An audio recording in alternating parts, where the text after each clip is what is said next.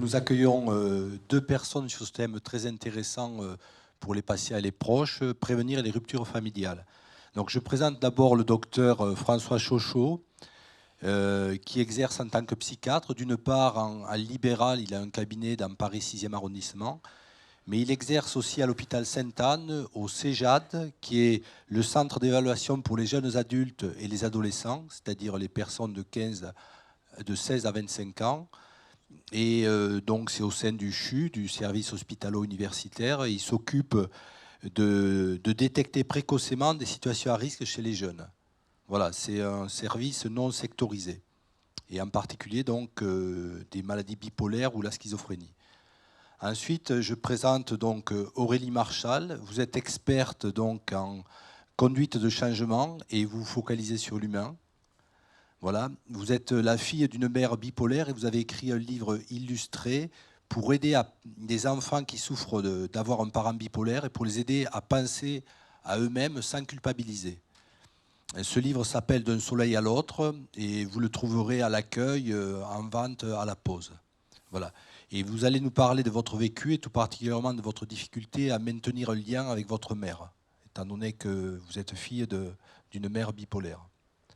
Voilà. Donc je passe d'abord la parole au docteur Chochot. Voilà, allez-y. D'accord. Bien, bah écoutez, je vous remercie. Enfin, c'est toujours un plaisir d'être avec vous. Je remercie donc les organisateurs, Argos et les organisateurs de ces journées. Donc on va avoir à peu près, durant une quinzaine de minutes, je vais essayer de vous faire passer un certain nombre de données sur la question de la famille, des troubles bipolaires et dans une démarche quand même, dans une optique de prévention. Ah, d'accord, moi je vais me déplacer alors. Moi j'étais bien tranquille dans mon...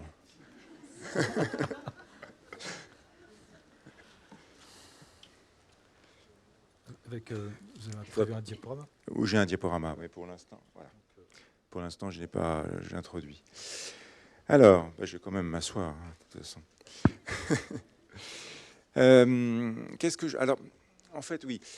En préparant ces 15 minutes, m'est venu présent à l'esprit un souvenir qui est un souvenir de jeune interne d'un premier bouquin que j'avais acheté qui est La famille, comment en réchapper. Alors, c'est un titre assez accrocheur, manifestement, et c'est un bouquin que j'ai conservé toujours, que je n'ai pas vraiment lu. Manifestement, il était fait par un thérapeute familial, Skinner, et un producteur, un des membres des Monty Python, et c'était traité sous l'angle d'un dialogue finalement assez sympathique entre le thérapeute et le témoin, si je puis dire, sur la famille. Alors c'était bien sûr, c'est un bouquin, je pense, qui datait des années 80, donc c'était dans le prolongement du courant un peu antipsychiatrique et j'ai envie de dire anti-famille. C'est-à-dire qu'à cette époque, face aux phénomènes complexes qu'étaient les maladies mentales, bon, il fallait trouver un responsable, donc ça pouvait être la société, mais ça pouvait être aussi la famille. Et donc la famille avait mauvaise presse et était souvent responsable de beaucoup de choses. Bon, bref. Quelques années plus tard, à Sainte-Anne, donc dans le service où j'exerce, était venu Donald Klein, qui est un psychiatre new-yorkais, qui a beaucoup travaillé sur les attaques de panique, et qui tenait ses propos, qui étaient quand même assez novateurs, qui disait que les patients sont des menteurs. Bon, c'est-à-dire qu'il ne faut pas tout à fait les croire, parce qu'ils disent ce qu'ils veulent bien dire. Alors effectivement, ça faisait écho à une des premières patientes que j'avais vues en phase maniaque, qui m'avait dit « Docteur, il ne faut pas que je vous parle, parce que si je vous parle, vous allez me coller des médicaments. » Bon, elle n'avait pas tort d'ailleurs, hein. C'est sûr que le risque, c'était que j'augmente la thérapeutique. Mais ça soulignait quand même une chose, et c'est ça que sur laquelle je veux insister, qui est le problème des points de vue. C'est-à-dire qu'il y a, bien sûr, il y a le point de vue du patient, hein, il y a le point de vue de la famille, il y a le point de vue des thérapeutes, il y a le point de vue du psychiatre, et c'est des points de vue qui sont très, très différents. Et ça, il faut bien l'avoir présent à l'esprit, c'est-à-dire qu'on ne voit pas du tout, mais alors du tout la même chose. Et d'ailleurs, c'est assez intéressant, il y a beaucoup d'études anglo-saxonnes, par exemple, dans le cadre des thérapies, où thérapeute a l'impression que son patient a fait une super thérapie, qu'il a bien avancé, et le patient, lui, a l'impression d'avoir rien compris, de ne pas avoir du tout avancé. Et l'inverse existe aussi. Donc cette question, on pourrait dire de la conscience réflexive, si on veut utiliser un mot un peu savant, c'est-à-dire en fait la conscience de soi, du jugement de soi, est un truc particulièrement complexe, et ça touche vraiment le problème de la famille et du patient et des troubles. Alors l'autre chose que je veux vous dire voilà, tout ça, toujours pour illustrer un peu ce point de vue, un de mes amis qui a un trouble bipolaire quand même un peu carabiné, un jour, sa femme m'appelle en disant ça va pas du tout, il est très très agressif, il a quasiment failli étrangler son fils, je ne sais pas du tout ce qu'il faut faire, dis-moi. Alors bon, je raccroche, j'appelle mon ami qui me dit bah non, tout va bien, on passe là un bon déjeuner dominical. Et il était, lui, manifestement dans un point de vue totalement différent de ce que avait observé son épouse et de ce que avait certainement vécu son fils au cours d'un déjeuner où il trouvait que son fils ne mangeait pas suffisamment bien et rapidement. Alors, bien sûr qu'on peut finalement caricaturer, c'est-à-dire au fait voir, bon, d'un côté il y a les psychiatres pour les patients, qui sont, on pourrait dire presque sous l'emprise de leurs patients, avec cette idée-là du secret médical partagé, et puis finalement de la loyauté, parce qu'il y a quelque chose autour de cela. Et puis d'autre part, il y aurait donc les psychiatres ou les psychothérapeutes qui s'occuperaient des familles. Sauf que ça ne marche pas parce que ça déborde. Généralement, il y a toujours des choses qui passent finalement de l'un à l'autre. Alors moi, souvent, j'ai envie de dire qu'il y aurait une troisième catégorie de psychiatre qui serait le psychiatre de famille. C'est-à-dire comme il y a un médecin de famille, un psychiatre qui serait capable d'entendre, j'ai envie de dire, des sons de cloche différents, ou tout du moins qui serait capable donc d'entendre des points de vue différents sans éprouver une dissonance cognitive trop pénible, c'est-à-dire avoir l'impression d'avoir des informations qui ne se coordonnent pas ou qui ne vont pas les unes avec les autres.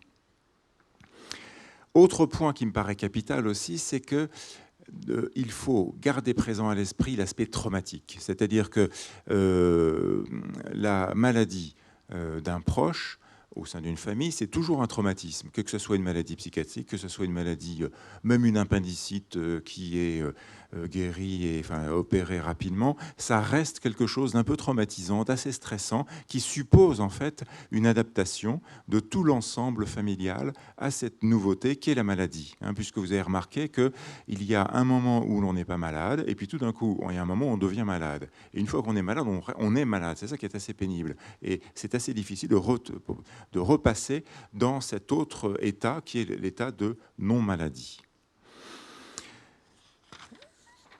Alors, sur cette diapositive, j'ai simplement mis, j'ai passé en revue un peu l'impact des troubles psychiatriques en règle générale chez un individu.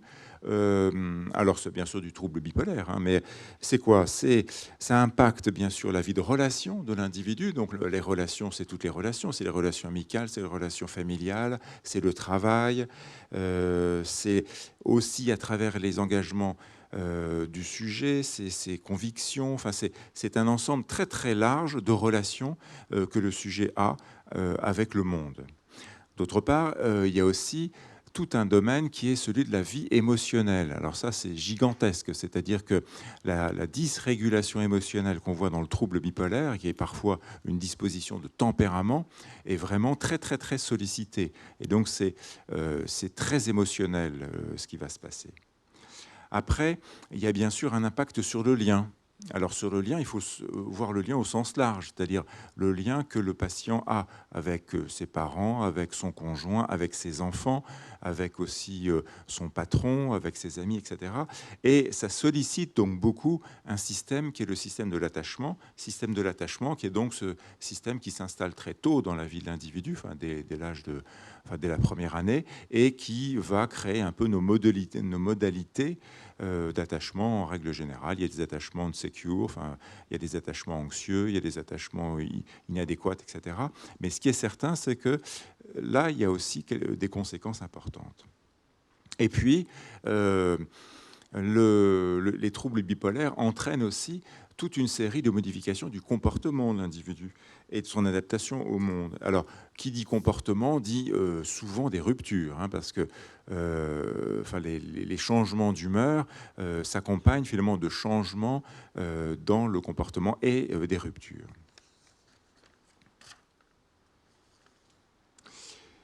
Alors, il faut commencer par une définition.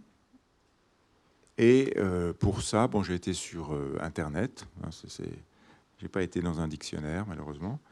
Et j'ai pris la première définition qui me venait sur la famille. Qu'est-ce que la famille?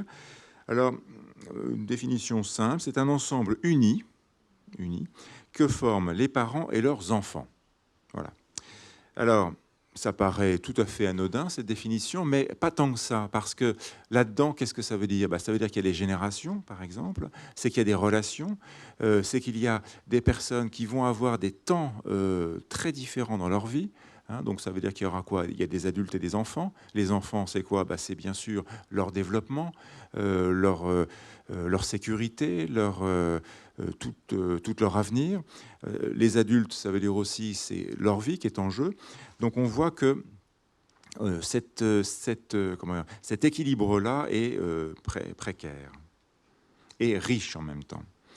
L'autre aspect, c'est que, alors j'ai bien aimé ça aussi, la famille, c'est également un groupe solidaire d'appartenance, composé donc de personnes qui s'aident, se soutiennent sans restriction. Ça, je trouve ça très optimiste, parce que je trouve que la famille, c'est aussi le lieu de l'abus, de la rivalité, de la jalousie, enfin des trucs atroces, quoi. Vraiment. Mais bon, là, je suis un peu cynique et un peu négatif. Mais enfin, pour dire que la famille, c'est pas si simple. Hein, c'est pas tout rose. Parfois, c'est rose et bleu ou même noir. Enfin, c'est un ensemble composite de relations teintées d'ambivalence. Enfin, tout ça, vous le savez aussi bien que moi. Et donc, cet ensemble-là va être impacté par le trouble. Et puis, la famille, c'est aussi le lieu de l'intime. L'intime, du familier. Et ça, tout d'un coup, les changements de l'humeur vont créer comme une sorte de déséquilibre de tout ce qui est intime et de tout ce qui est familier, et va le rendre parfois public. Hein, il y a parfois des choses qu'on ne dit pas, et puis tout d'un coup on les dit en phase maniaque. Alors ça sollicite beaucoup, là encore, l'intimité ou le secret de famille, ou simplement la bonne éducation qui fait qu'on ne dit pas à son conjoint qu'il nous agace. Et là qu'on va le dire parce que justement, il se passe un changement d'humeur. Alors, il y a une chose qui me paraît à dire, mais ça, vous êtes tout à fait d'accord, c'est qu'il n'y a pas de profil de famille de bipolaire. Vous avez dû, hier ou ce matin, je pense, entendre plein de choses sur un certain nombre peut-être de facteurs de vulnérabilité, enfin plein de sciences en tout cas, mais ça n'est que de la science, et on ne peut en tout cas pas se dire qu'il y ait tout un environnement, je ne sais pas moi, biologique ou social ou génétique ou autre, qui puisse définir une famille bipolaire. Mais par contre, ce que l'on rencontre très très fréquemment, c'est des familles qui sont en détresse avec le trouble d'un de leurs proches. Alors maintenant, on va parler un petit peu plus de la prévention. Alors, vous savez que la prévention en psychiatrie, c'est un changement de paradigme gigantesque. C'est-à-dire que tout d'un coup, alors qu'on attendait tranquillement que les choses évoluent, maintenant, les psychiatres vont au-devant finalement du trouble, et vont avoir finalement à se positionner complètement différemment par rapport aux manifestations psychiatriques. Alors, une maladie, ça se compose comment? D'abord, on ne tombe pas malade du jour au lendemain quand même. Hein. Et d'autre part, finalement, il y a tout un ensemble de facteurs qui sont des facteurs d'individus, qui sont des facteurs d'environnement, qui sont des facteurs d'organisation des soins, d'accès aux soins, qui font que petit à petit, les choses vont se dessiner et que l'individu va entrer ou va être repéré comme malade. Alors, il y a déjà une période qui est la période d'avant le premier épisode, qui est une période très peu spécifique. C'est-à-dire, alors vous avez dû avoir un topo sur les prodromes, mais bon, bah voilà, c'est des choses, je sais pas, des troubles du sommeil, par exemple. Qu'est-ce qu'on va faire? Est-ce qu'on doit s'inquiéter ou pas? Ou, par exemple, des conduites addictives. Bon, assez banal. Sauf que, par exemple, une consommation d'alcool chez une femme, eh bien, manifestement, évoque beaucoup plus la possibilité d'évolution vers un trouble bipolaire. Mais c'est pas sûr. Il y a plein de situations où ça n'est pas. Mais quand même. Ou des conduites addictives, voilà, ça peuvent inquiéter. Après, il y a un deuxième temps qui est celui de l'épisode. Alors, le premier épisode, là, il se passe quelque chose. Le premier épisode, généralement, c'est le contact avec l'équipe soignante. À ce niveau-là, on peut déjà avoir une étude de prévention qui va passer à travers l'information. Information donc du sujet, information de la famille, puisque de toute façon les choses sont ouvertes. Mais ce qui est certain, c'est que ça n'est pas le temps d'un diagnostic, mais c'est le temps d'un diagnostic d'épisode. Il est certain aussi que la maladie bipolaire ne se résume absolument pas aux épisodes. Vous avez bien vu que les épisodes, à la limite, avec un peu de patience et avec un peu de doigté et de compétence du psychiatre, on arrive généralement à quelque chose quand même. On arrive à sortir de l'épisode. Parfois, ça se fait tout à fait spontanément. Le psychiatre est content parce qu'il a l'impression d'être efficace, alors qu'en fait, c'est simplement le temps et le traitement qui a été donné qui marche, mais ça évolue. Ce qui va être beaucoup plus compliqué, c'est la récurrence.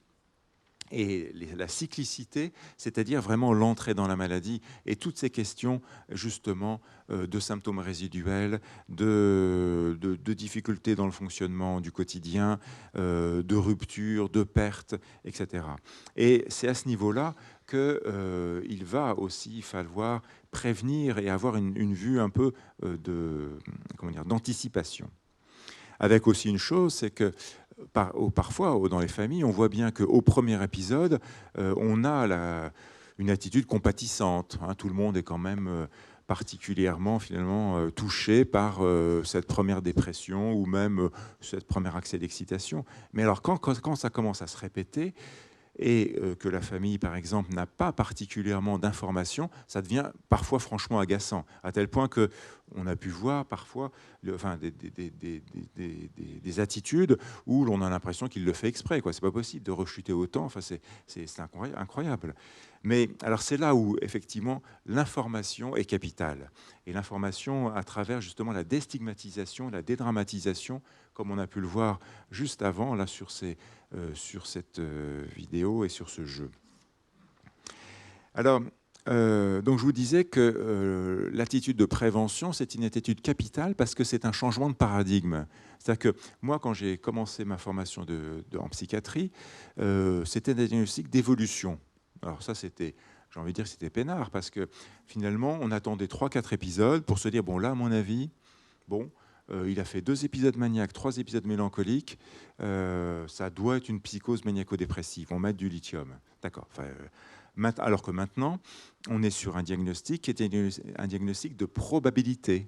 C'est-à-dire qu'un jeune, et donc maintenant c'est des sujets jeunes, bien sûr, un jeune fait un épisode maniaque et on se dit, il y a quand même pas mal de chances, ou de risques plutôt, que l'évolution se fasse vers un trouble bipolaire au travers d'un certain nombre de critères, peut-être effectivement des antécédents familiaux, peut-être la qualité même de l'humeur avant l'épisode. Il y a comme ça un certain nombre de choses qui peuvent guider. Et puis, donc, comme tout diagnostic de probabilité, un engagement qui fait dire, on va tenter, c'est-à-dire qu'on va vous proposer un traitement régulateur de l'humeur pour éviter, bien sûr, l'évolution vers la constitution d'un trouble bipolaire.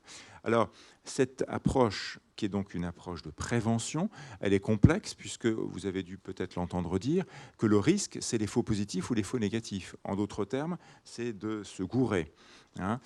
J'ai un jeune patient qui a fait un premier épisode dépressif et qui avait, alors je ne sais pas si c'est la chance ou la malchance, d'avoir un oncle psychiatre à Miami, paf, l'oncle lui dit bipolar disorder. Donc il a eu droit à sa dépacote.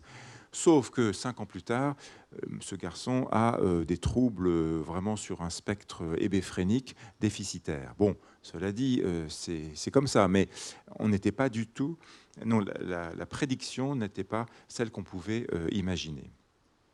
Donc, on change finalement d'attitude, mais ce changement d'attitude est associé, bien sûr, à un changement d'attitude vis-à-vis du diagnostic et vis-à-vis de la famille. C'est-à-dire qu'on va partager les choses, partager le diagnostic, partager aussi les doutes, et ça c'est important, c'est-à-dire on ne peut pas se situer comme possédant donc une certitude diagnostique, mais une probabilité diagnostique, donc on va partager avec la famille, qu'on va informer.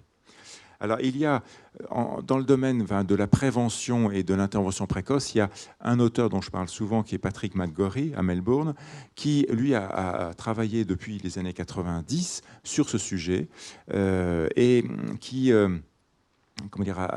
développé tout un dispositif, justement, de partage, d'information, et vraiment pour être en amont, c'est-à-dire vraiment pour que, dès qu'apparaissent les premiers signes, eh bien, la famille, comme le patient, enfin le patient, il n'est pas encore patient d'ailleurs, enfin le sujet puisse être repéré, informé, guidé. Et bon, je ne vais pas vous parler de McGorry et de tout ce qu'il a fait, mais il en est maintenant à un développement qui est très intéressant de ce qu'il appelle les Head Centers, Head, la tête. Hein. Donc ces Head Centers sont des lieux qui sont très connectés justement aux jeunes, alors à travers des outils comme vous avez pu le développer là, et qui sont des lieux où, ces lieux sont absolument pas dans l'hôpital, mais plutôt dans les centres commerciaux ou dans des villes, et c'est des lieux où l'on peut aller, et puis si on sent qu'il y a un truc qui ne va pas, on va rencontrer un certain nombre d'intervenants, mais de manière très détendue, très informelle, et très adaptée justement aux moyens de communication actuels. Head Center, il n'y en a pas en France. Alors en France, on a des maisons des adolescents, hein, il y en a je crois une centaine en France. Des Head Centers, il commence à y en avoir un peu en Europe du Nord, au Danemark, il y en a aussi, je crois, en Angleterre, enfin bref, il commence à y en avoir un petit peu. Alors je vous parlais donc je vais terminer, c'est quasiment terminé, du climat émotionnel. Bon, là, j'ai fait une sorte de brainstorming personnel pour voir peut-être, mais ça, vous me direz ce que vous en pensez, sur tout ce que peut vivre émotionnellement une famille.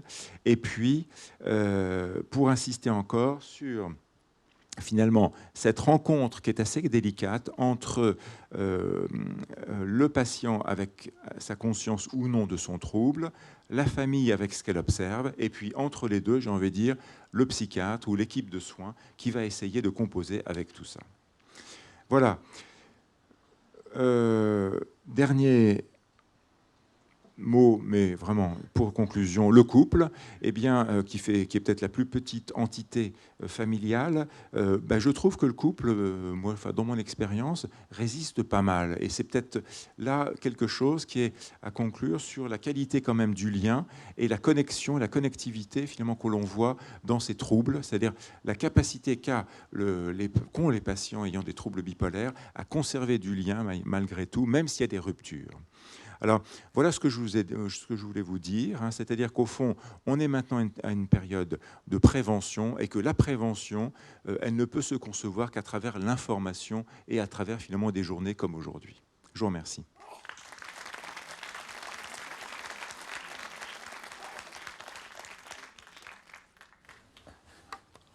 Merci beaucoup, Dr Chocho. Donc, je vais appeler Madame Aurélie. Je vais remettre le... Il faut que je reste là. Oui, si vous voulez bien, comme ça vous allez pouvoir faire passer le diaporama. Je le remets juste au début. Hop. Voilà. Vous pouvez faire en A40. Oui, merci. Bonjour à tous. Donc, je remercie les organisateurs de ces 2 journées de m'avoir invité à témoigner, à partager mon vécu avec vous. Donc, je suis Aurélie Marchal et j'ai écrit ce livre dont vous voyez l'image de couverture à l'écran. Alors, je voulais vous parler de moi. Je prétends, comme on l'a dit hier et aujourd'hui, toutes les situations sont toujours différentes. Tous les bipolaires sont différents. Il peut y avoir aussi d'autres pathologies associées. Moi, ma mère, voilà, je suis donc fille d'une mère bipolaire. J'ai eu le diagnostic très tardivement. En fait, il y a seulement 4 ans. Avant, pour moi, elle était dépressive chronique. Donc, comme je l'ai compris hier, ça a peut-être expliqué pourquoi le diagnostic a mis longtemps à être posé. Apparemment, le diagnostic est le plus facile lorsqu'il s'agit en premier lieu de phases maniaques. Donc cette image-là, ça représente un petit peu ce que j'ai vécu enfant. Donc ma mère, elle était toujours mal, hein, toujours quand il y avait des réunions de famille, à être mal, avec tout le monde autour qui essayait de lui remonter le moral, qui comprenait pas trop ce qu'elle avait. Bon, là encore, elle était mal, mais elle était avec nous. La plupart du temps, elle était au lit. J'ai plein de souvenirs où je rentrais de l'école et c'est mon père qui faisait à manger parce que ma mère était au lit. Donc moi, je ne comprenais pas ce qui se passait. Forcément, j'étais triste. Donc j'avais plein de choses qui se mélangeaient dans ma tête, à savoir qu'enfant, c'était surtout de la tristesse, de l'impuissance et énormément de honte. Je voulais pas inviter mes amis à la maison parce que ma mère, elle allait être au lit ou parce qu'elle allait être levée, mais que ça... Enfin, j'ai très vite eu conscience qu'elle était différente des autres adultes, ne serait-ce que voilà, quand on était en famille, elle était toujours différente. Donc elle a perdu très très tôt sa légitimité de mère pour moi. Et plus tard, beaucoup plus tard, à partir du moment où j'ai eu des enfants, il y a la colère qui est apparue. Parce qu'en fait, ce qui s'est passé, c'est que j'ai grandi donc avec ces phases successives. Alors, quand je dis qu'elle était pour moi dépressive chronique, c'est qu'elle avait quand même des phases de manie, mais je les voyais pas comme telles. Je les voyais comme tout d'un coup ma mère qui redevenait normale. Et pour moi, c'était de l'éducation. Sauf que son éducation, elle était quand même très particulière. Elle tombait vite dans l'autoritarisme, à nous disputer, à nous gronder pour des choses qui faisaient pas sens, à s'énerver pour tout et n'importe quoi. Enfin, c'était pas de l'éducation, c'était de la manie. Sauf qu'à l'époque, je le savais pas. Donc tout ça pour dire que depuis très jeune, je me sentais mal en sa présence. Je préférais qu'elle soit pas là, je préférais qu'elle soit au lit quand il y avait des amis, de la famille, parce qu'elle était toujours imprévisible et qu'à chaque fois, ça me déstabilisait. Donc je pense que j'ai développé une empathie, une très forte empathie, très jeune. Et en fait, alors quand j'ai été adolescente et que je revenais plus, seulement pour les week-ends à la maison, il fallait qu'il y ait mon frère qui soit. J'ai 2 frères, donc il fallait qu'il y ait un de mes frères au moins qui soit là, sinon je me sentais très mal. En fait, sa présence, c'était comme si on me plantait des aiguilles.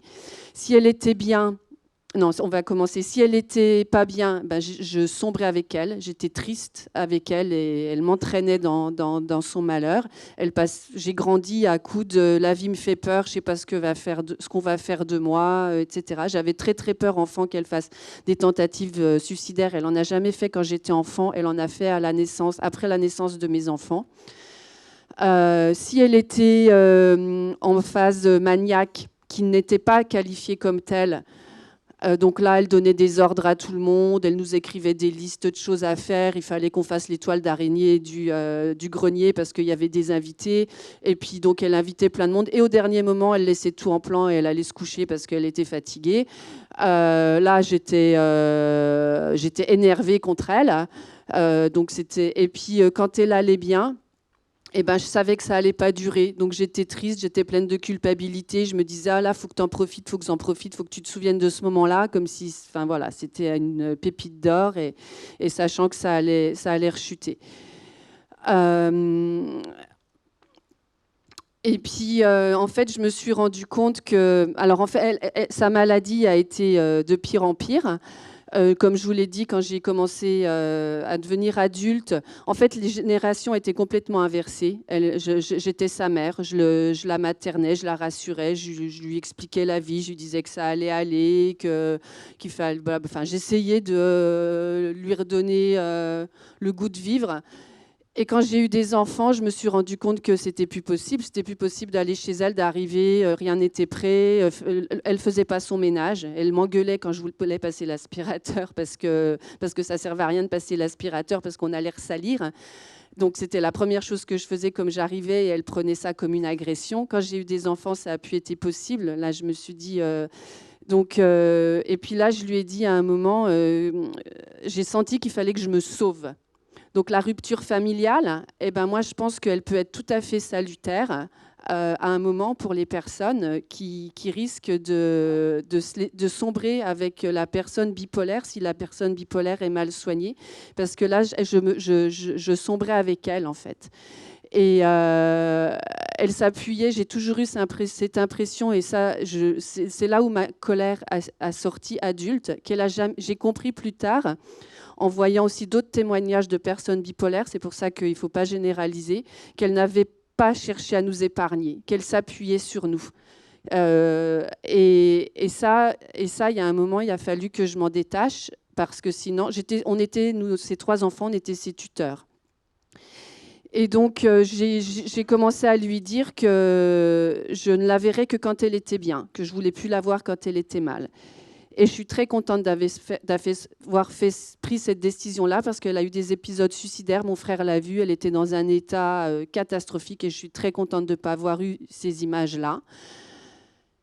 Et puis, petit à petit, je me suis recentrée sur moi et j'ai coupé aussi le lien. Pendant plusieurs années, je ne l'ai plus vue parce que j'ai découvert aussi qu'elle était hospitalisée à la clinique du Vésinet. Elle racontait des choses fausses. Elle racontait qu'on ne s'entendait pas, nous, enfants. J'ai découvert qu'elle nous manipulait, qu'elle me manipulait, moi particulièrement, sa fille, moi, mes frères. Et là, j'ai été extrêmement en colère et j'ai coupé le lien. Et pendant plusieurs années, je ne l'ai plus vue. J'y arrivais plus. Et c'était très, très, très culpabilisant. Et pour me déculpabiliser, je me suis dit que ce n'était pas seulement pour moi que je le faisais, que c'était aussi pour mes enfants. Parce qu'en fait, ce qui s'est passé, c'est qu'un jour, on était invités à la communion de mon neveu, chez mon frère aîné. Et puis, elle était en phase de dépression. Mais quand elle est en phase de dépression, elle geint. Comme si elle avait 6 ans. Enfin, voilà. Donc, on était à table et puis à un moment, elle pleurait au milieu de tout le monde. Et mon frère aîné lui a dit, bon, bah, va te coucher. Donc, elle est sortie comme si elle avait... Dans ma tête, elle a 6 ans, ma mère. Donc, elle est sortie de table. Et puis, et le lendemain matin, j'en pouvais plus. Je discutais avec mon frère et je lui ai dit que je voulais qu'elle meure. Et j'ai dit ça devant mes fils. Et là, je me suis dit, on arrête les dégâts. Je la vois plus. Quand je suis en sa présence, je ne me contrôle plus. Mes fils ont entendu ça, c'est n'importe quoi. Donc, je prends soin de moi, je prends soin de mes enfants et je la vois plus. Et en fait, ce qui s'est passé, c'est que j'ai aussi décidé d'écrire ce livre, je pense à peu près à la même époque. Et après l'avoir écrit, j'ai réussi à la revoir. Le fait est qu'à ce moment-là, elle allait très très bien. Qu'ensuite, elle a refait une grosse crise parce qu'elle a arrêté de prendre ses médicaments. Donc, elle a été hospitalisée de force en hôpital psychiatrique et que là, ça ne va pas du tout en ce moment. Donc, je ne sais pas là si je vais pouvoir la revoir. Mais voilà. Donc, tout ça pour dire que la rupture familiale, moi, je la ressens. Le lien avec ma mère, il est très difficile à maintenir. J'ai décidé de penser à moi et à mes enfants d'abord. Le livre, quand j'ai écrit ce livre, je l'ai publié sur des livres Facebook. J'ai eu des retours de personnes bipolaires qui étaient choquées et qui n'ont pas du tout apprécié que je mette ce livre sur Facebook, sur leur compte, en disant que j'étais là pour me faire de l'argent sur leur dos et que je cherchais à les faire culpabiliser. Je ne cherche pas à faire culpabiliser les parents bipolaires, loin de là. Je sais qu'ils n'y sont pour rien. Je cherche juste à mettre en avant le fait que les enfants, il faut aussi penser à eux. et que c'est extrêmement difficile pour les enfants d'avoir des parents bipolaires. Et je suis tout à fait d'avis sur le fait, ce que vous disiez tout à l'heure, que ça serait très très bien d'avoir un psychiatre familial. J'ai entendu dire que dans certains pays, le psychiatre, il rencontrait toute la famille. Parce que moi, je pense que, bon, déjà, encore une fois, son diagnostic, il a été long à mettre. Donc, plus le diagnostic, en termes de prévention, plus le diagnostic est posé tôt, et plus les enfants, on leur explique ce dont il s'agit, et on les aide à penser à eux, plutôt qu'à prendre en charge leur mère, mieux ça ira. Parce qu'en fait, moi, ce qui s'est passé, c'est que adulte, j'ai dû me dire, mais enfant, je ne le savais pas. Et maintenant, c'est ce que je lui dis toujours, parce que dès que ça va pas, elle m'envoie des messages, oh, ça va pas, la vie me fait peur, gna gna gna, blablabla. Et moi, je lui dis, maman, je suis désolée, je ne peux pas t'aider, seuls tes médecins, seul ton psychiatre peut t'aider, je t'embrasse. Donc, je lui renvoie toujours ça en disque rayé. Seul ton psychiatre peut t'aider, seul ton psychiatre peut t'aider, parce qu'elle vient se décharger, et ça je ne pense pas que ça soit spécifique à la bipolarité, mais le cas de ma mère, c'est qu'elle elle ne nous épargne pas, elle nous fait porter sa maladie, et je pense que c'est ça qui est extrêmement difficile, parce que j'aurais pu oublier de vivre pour moi. Voilà, tout simplement être son bâton, son tuteur et son bâton de vieillesse. Et si j'avais pas eu ce déclic, je pense que c'est grâce à mes enfants que je l'ai eu. Je me souviens très bien d'un Noël, en fait, où elle allait très très mal. Et c'était après que je lui avais dit que je ne la verrais que quand elle était bien. Mais c'était un Noël où mes frères remontaient passer Noël avec elle. Donc je me disais, ah ouais, quand même, ça serait bien qu'on se voit, etc. Et le père de mes enfants ne voulait pas y aller, parce que lui, il me disait clairement que ça le gonflait d'aller passer Noël avec ma mère malade. Et là, moi, j'étais coincée entre les deux, et je lui ai dit, bah, écoute, c'est pas grave, tu vas passer Noël avec les enfants dans ta famille, et moi, je vais passer Noël avec ma famille. Et là, je me suis dit, non, mais n'importe quoi. Je suis en train de choisir ma mère au lieu de mes enfants. Donc là, j'ai dit non. Donc j'ai appelé ma grand-mère. Je lui ai expliqué. Je lui ai dit, écoute, je suis désolée. Je ne viens pas passer Noël parce que... Puis je ne me sentais pas me battre avec je n'avais pas la force non plus de convaincre mon compagnon. Donc je lui ai dit, je ne viens pas. Et ma grand-mère a eu du mal à comprendre. A eu beaucoup de mal. Elle n'a toujours pas compris d'ailleurs. Elle croit que je suis brouillée avec ma mère. Elle me dit, ah, ça ferait du bien à ta mère que tu la vois plus souvent, etc., etc.